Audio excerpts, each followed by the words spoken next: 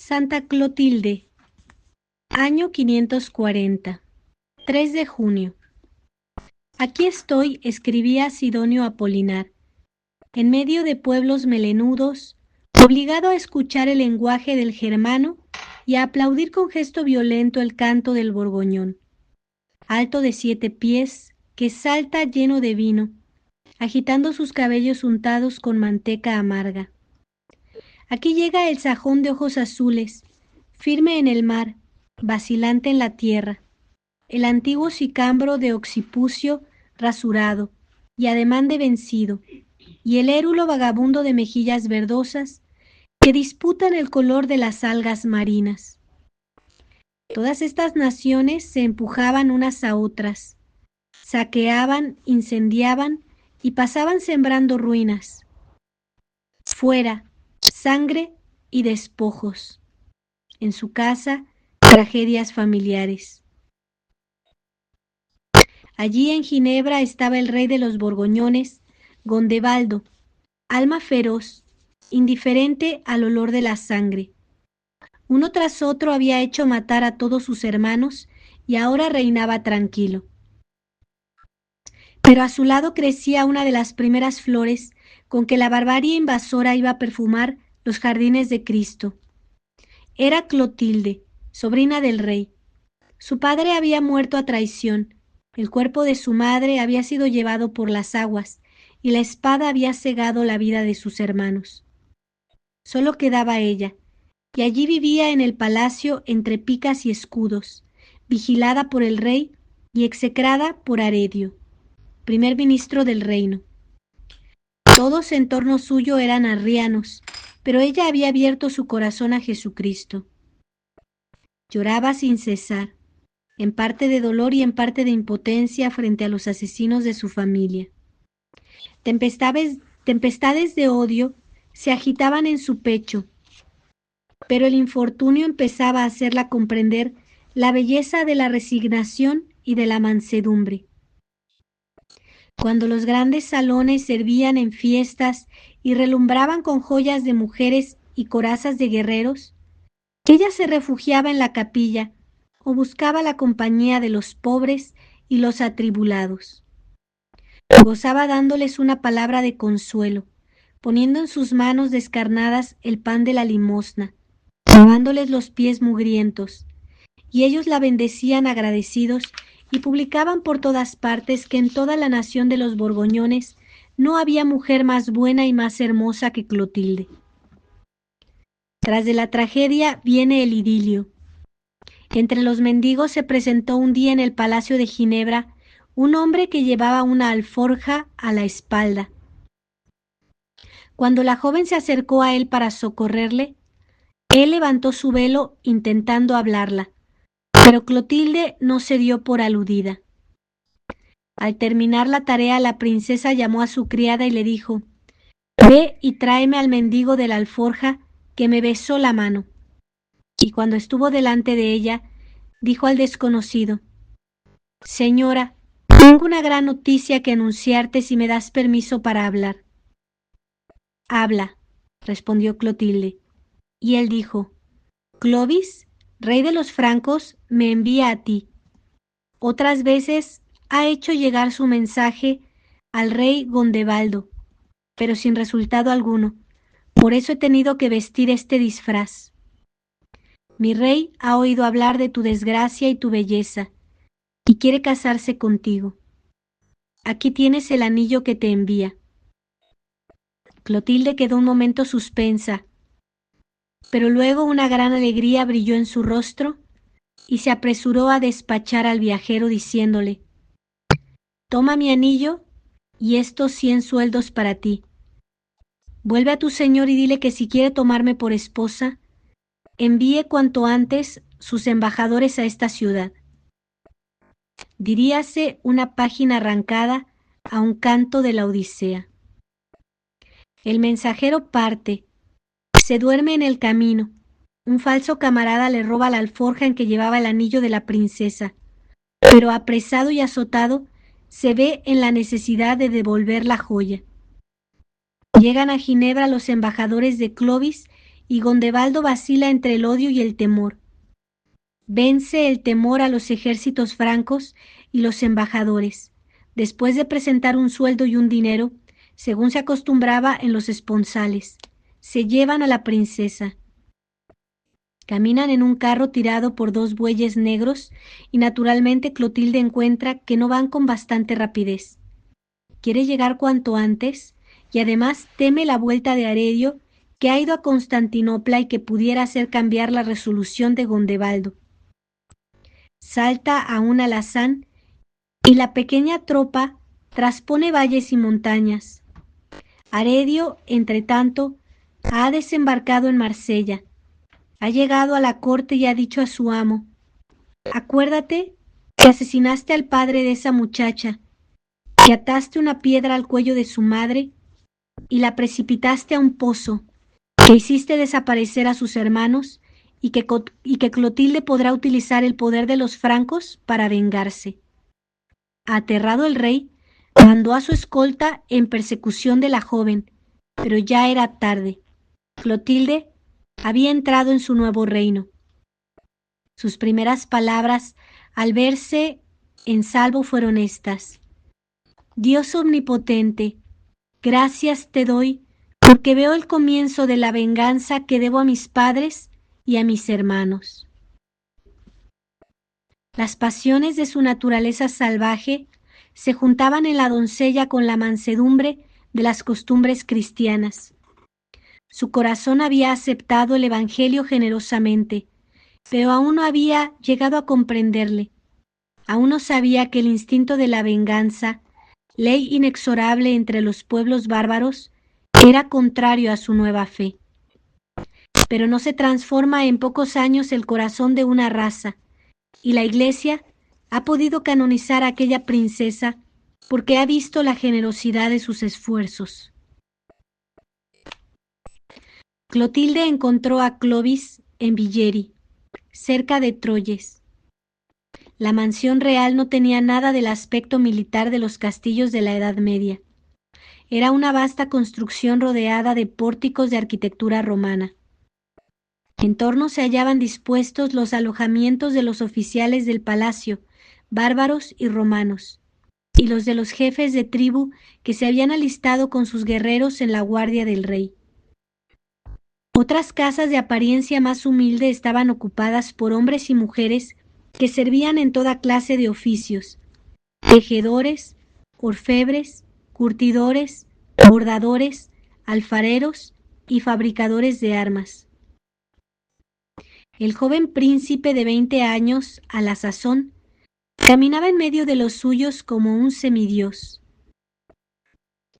El oro, dice Sidonio Apolinar, relampagueaba en su vestido de escarlata y de seda blanca. Su cabellera y su tez tenían el brillo de sus arreos. Rodeábanle sus compañeros con las piernas desnudas, los pies cubiertos de pieles de fieras, sus túnicas cortas de diversos colores, sus picas de doble punta y sus escudos de bordes de plata. Clotilde halló en todos respeto y cariño. Tenía el arte de imponerse por la dulzura y por la bondad. El rey, dice Gregorio de Tours, la amaba apasionadamente. Había sin embargo una cosa que entristecía su alma de cristiana sincera. En torno suyo solo oía hablar del gigante Ymer, cuyo cráneo había servido para formar el cielo, de Odín, padre de los dioses, de Thor, la divinidad de las victorias, de Frilla, la primera de las diosas guerreras que tiñen sus labios con sangre de batallas, y de las 500 puertas del paraíso germánico. Los magos y los adivinos cruzaban solemnemente las amplias galerías, ofrecían libaciones y echaban sus conjuros sobre las almas bélicas. Clotilde huía de todas aquellas abominaciones, buscando la doctrina de los sacerdotes de Cristo. Muy de tarde en tarde aparecía en la corte un anciano de talla prócer, de larga barba y de bondadosa mirada. Era Remigio, obispo de Reims. La reina le escuchaba sin cansarse nunca, y al despedirse de él decía siempre lo mismo: Padre, rezad por él, es el hombre más noble del mundo. Es digno de que Dios le haga el don de la fe. Habíase convertido en una catequista, abrazada por un santo celo. A las damas, a los magnates y a los domésticos les hablaba de su Dios con convicción de iluminada. A su marido le decía: no esperes socorro de tus dioses, no son más que oro, piedra y madera. Quisiera verte postrado delante del verdadero Dios, el que creó el cielo y la tierra, el que hace brillar al sol y a la luna, el que adorna y fertiliza la tierra con viñas, mieses, árboles y flores. Clodoveo la dejaba hablar, pero a veces contestaba con viveza: ¿qué me hablas de tu Dios? No encuentro en él nobleza, ni poder, ni heroísmo, ni siquiera desciende de la raza de los dioses. Entretanto, la reina tuvo su primer hijo, y a fuerza de ruegos, logró permiso de su marido para bautizarle con toda solemnidad, y sucedió que al poco tiempo se murió el niño. Lleno de cólera decía entonces Clodoveo a su mujer: tu Dios no vale para nada. Si lo hubiéramos dedicado a nuestros dioses, ellos lo habrían salvado. Y Clotilde contesta dulcemente: pues mira, yo doy gracias al Criador de todas las cosas, que se ha dignado llamar a su reino a un hijo de mis entrañas. Estos argumentos no convencían del todo al rey pagano, pero al poco tiempo sucedió el encuentro de los francos y los alemanes en el campo de Tolbiac, año 498. El día se presentaba aciago para las huestes de Clodoveo. Ya habían sido rechazadas, ya retrocedían en desorden, cuando su rey, súbitamente inspirado, levantó los ojos al cielo, pronunciando aquellas palabras famosas: Jesucristo, Dios de Clotilde, si es verdad que proteges a los que te invocan, ayúdame en esta hora terrible. Un momento después, la suerte de las armas había cambiado. Los alemanes fueron deshechos, su rey tendido en el campo y sus leudes obligados a pedir la paz. Al poco tiempo, Remigio derramaba el agua del bautismo sobre la cabeza del vencedor. Con el rey se bautizaron sus guerreros. En pocos días, todo el reino de los francos entraba en la iglesia, poniendo a la cabeza de su código nacional aquel grito entusiasta que es una confesión de fe: ¡Viva Cristo, que ama a los francos! De esta suerte, la fe, una mujer y su dulzura conquistaron todo un pueblo para Cristo. Clotilde había realizado su grande obra. Su corazón se llenaba de alegría al ver cómo la bendición de Dios descendía sobre su nueva patria. El pueblo franco se robustecía, aumentaba cada día la gloria de su marido, y la terrible Francisca, la espada de sus guerreros, triunfaba en todas las fronteras. Ella entretanto lloraba de gozo y se deshacía en acción de gracias delante del altar. Arrojaba del palacio los últimos restos de la idolatría y repartía sus tesoros entre los necesitados. Al morir su marido en el año 509, ya no piensa más que en entregarse por completo a Dios. Asidua en las limosnas, dice Gregorio de Tours, en las vigilias infatigable, perfecta en la castidad, era honrada por todos a causa de la grandeza de su vida. No parecía una reina, sino una monja. Iba de París a Tours y de Tours a París, visitando constantemente a sus dos santos patronos, Martín y Genoveva, adornando y enriqueciendo con regia esplendidez el templo de la Virgen y dejando ante el altar del confesor sus joyas, sus lágrimas y sus fervientes oraciones. A su lado caminaban siempre dos nietecitos, hijos de su hijo mayor, que había sido muerto en una batalla. El pueblo gozaba viendo a la santa abuela acompañada de aquellos adolescentes que no acertaban a separarse de ella. Pero un destino terrible aguardaba a los regios vástagos.